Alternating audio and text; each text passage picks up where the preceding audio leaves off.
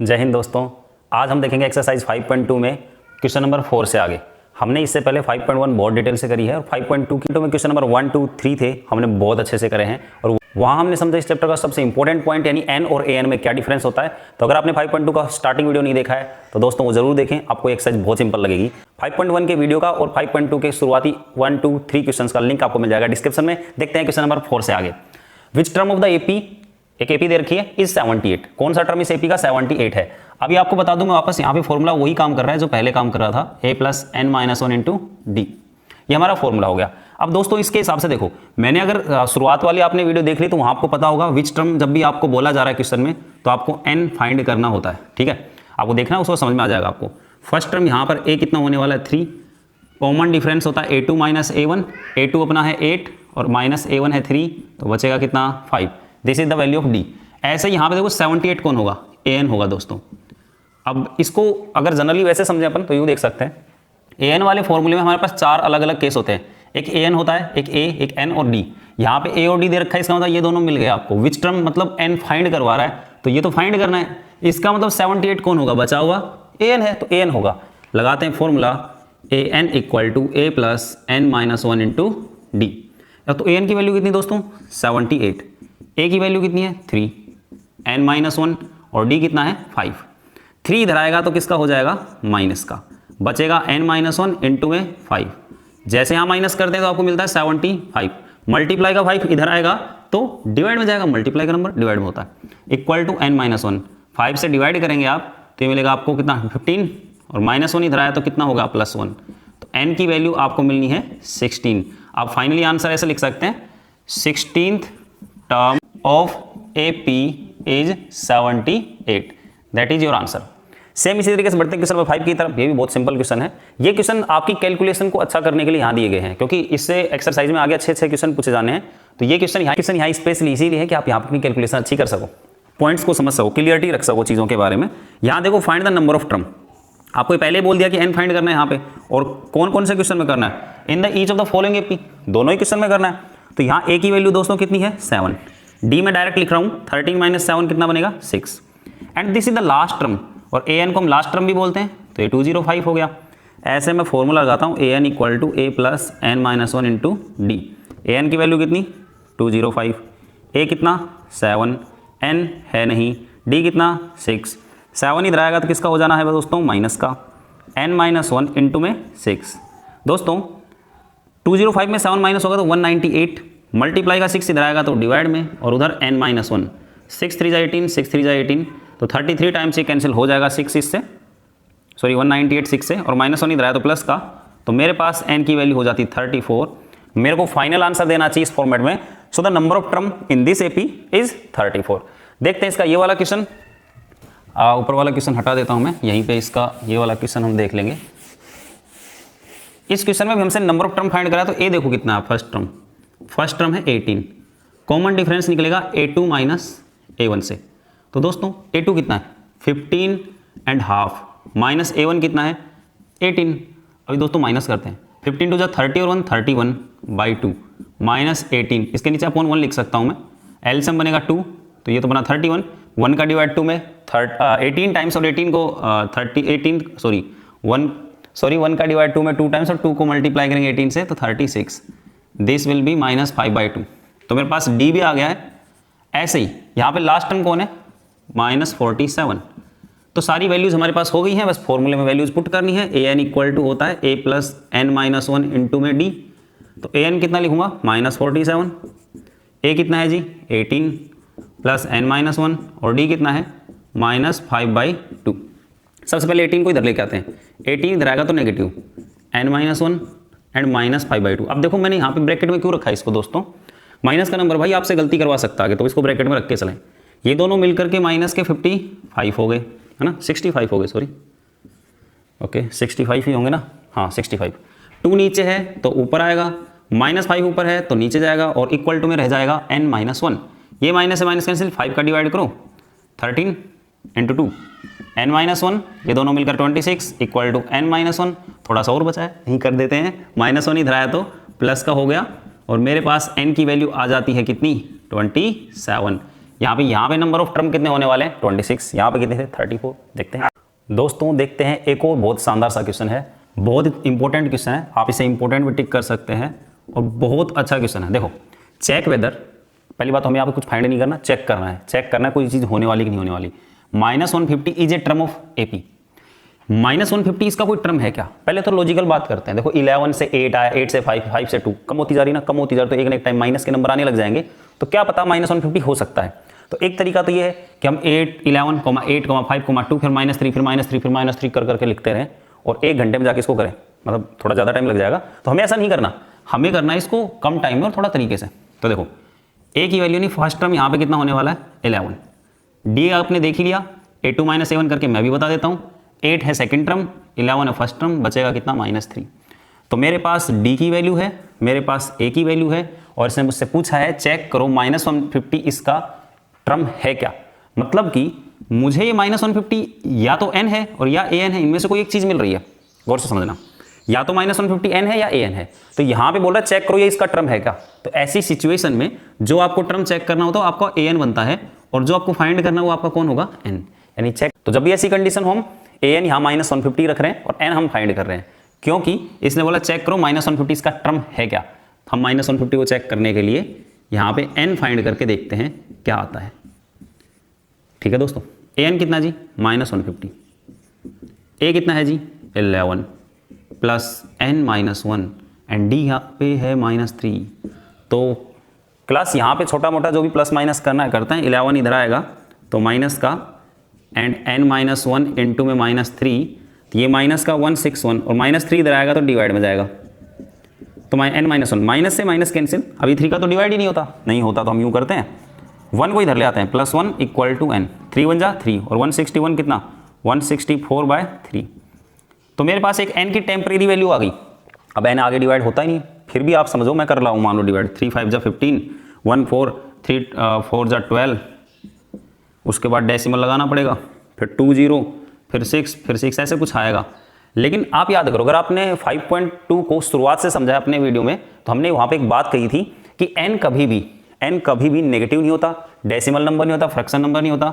हम लिखेंगे ये बात, we know that n is always a natural number. n केवल नेचुरल नंबर होना चाहिए। तो ये नेचुरल नंबर आ रहा है क्या? नहीं आ रहा। Here n is equal to 54.66 which is not natural. So -150 is not any term of given AP। क्या समझ में आया कि हमने n निकाला और हमारा n प्रॉपर नंबर तो आया नहीं, यानी मतलब आना चाहिए था नेचुरल नंबर में, नेचुरल नंबर में नहीं आया। तो हम यहाँ पे ये बात कहेंगे दोस्तों कि अगर n नेचुरल नंबर नहीं है तो इसका मतलब ये -150 का कोई टर्म नहीं हो सकता। अब आप दोस्तों, हम क्वेश्चन नंबर 7 में पहुंच चुके हैं और ये क्वेश्चन भी आगे 2 से 3 क्वेश्चन इसी टाइप के कैटेगरी के मिलेंगे। बहुत बार एग्जाम में ऐसे क्वेश्चन पूछ लिए जाते हैं, तो बहुत अच्छे से समझते हैं।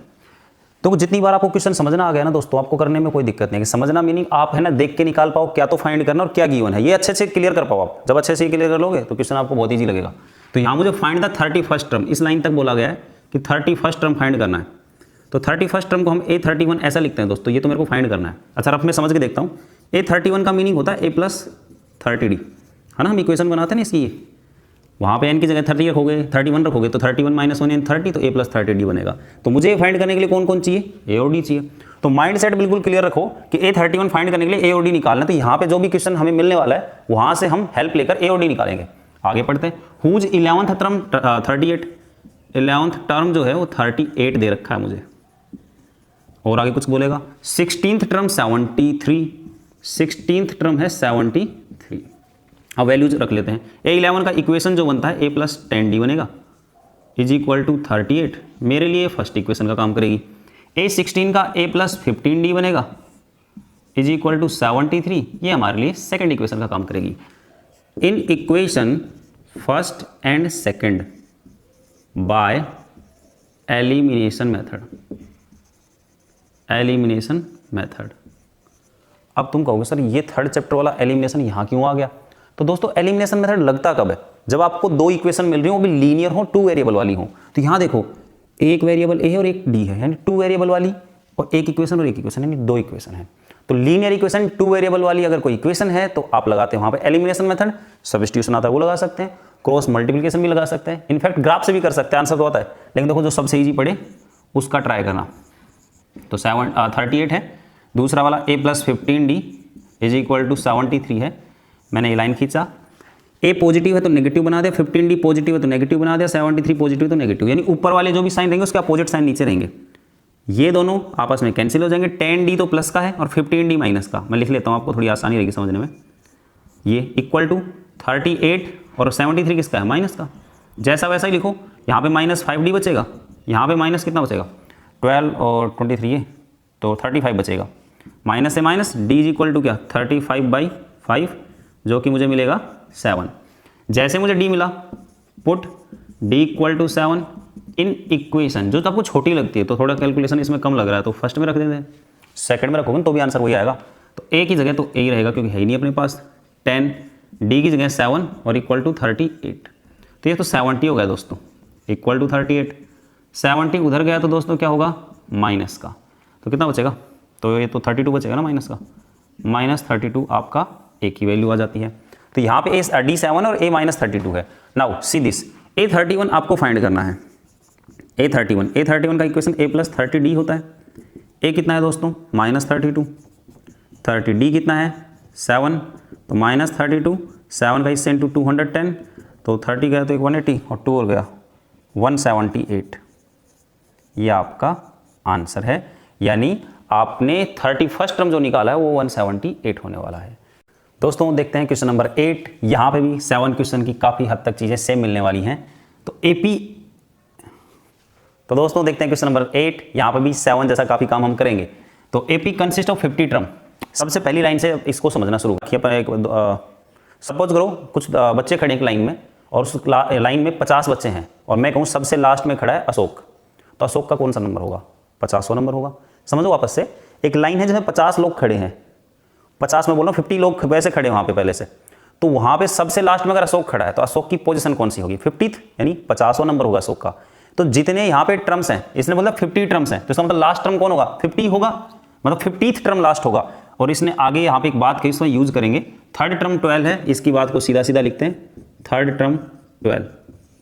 इसकी इक्वेशन बनाएंगे अभी नहीं, इसके एक स्टेप पे बाद बनेगी। A3 का इक्वेशन क्या बनेगा, a + 2d = 12 नंबर 1।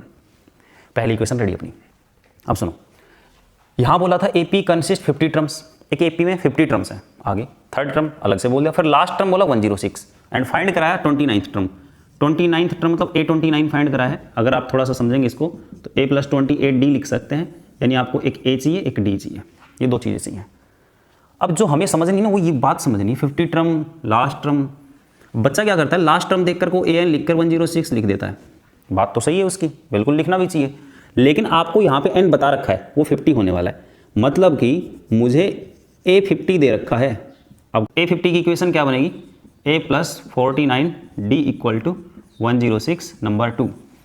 अब गौर से देखिए, ये इक्वेशन है एक, ये इक्वेशन है एक, इन दोनों को सोल्व करेंगे एलिमिनेशन से और हमारा a और d आने के बाद वहाँ पुट करेंगे। तो करते सोल्व बाई एलिमिनेशन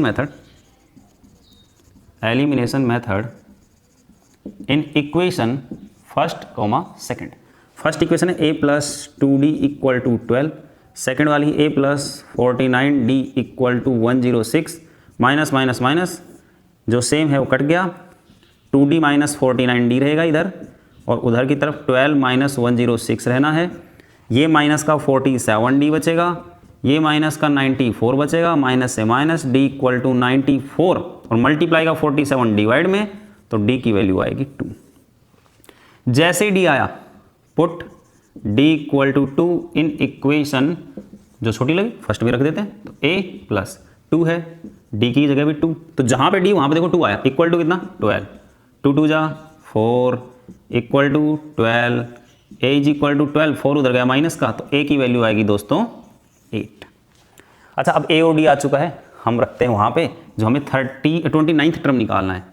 A29 का इक्वेशन बनेगा a + 28d और a कितना है 8 है, 28 d कितना है दोस्तों 2 है, तो 8 ऐसे कैसे, 28 2 जा 56, तो ऐड करेंगे 64, यानी हमारा यहाँ पे 29th टर्म कौन होगा? दोस्तों देखते हैं क्वेश्चन नंबर 9। यहाँ पे क्या मिलने वाला है हमें देखते हैं। If the third and 9th term of AP 4 and -8, आपको बोला थर्ड टर्म तो कितना है 4 एंड 9th टर्म कितना दिया है -8। आगे कुछ भी क्वेश्चन आगे पढ़ने से पहले इसको इतना थोड़ा सोल्व कर लेते हैं। A3 को अपन लिखेंगे a+2d इज इक्वल टू कितना 4, this is your first equation. A9 को लिखेंगे a+8d equal to -8, second equation. देखो दोस्तों वापस से लीनियर इक्वेशंस बन गई हों अभी 2 वेरिएबल वाली, तो हम सोल्व करेंगे एलिमिनेशन मेथड से। आगे सवाल नहीं पढ़ा अपने अभी, लेकिन इसको सोल्व करके ए और डी निकाल के फिर आगे चलेंगे। तो by elimination in equation first and second, first equation था a+2d इक्वल टू 4, इसकी सेकंड इक्वेशन है a+8d इक्वल टू -8। माइनस हो गया, माइनस होकर ये माइनस है इस बार, तो ये हो गया प्लस, तो ये दोनों कैंसिल हो जाते हैं। 2d जो सेम होते हैं ना बेटा वो कैंसिल होते हैं।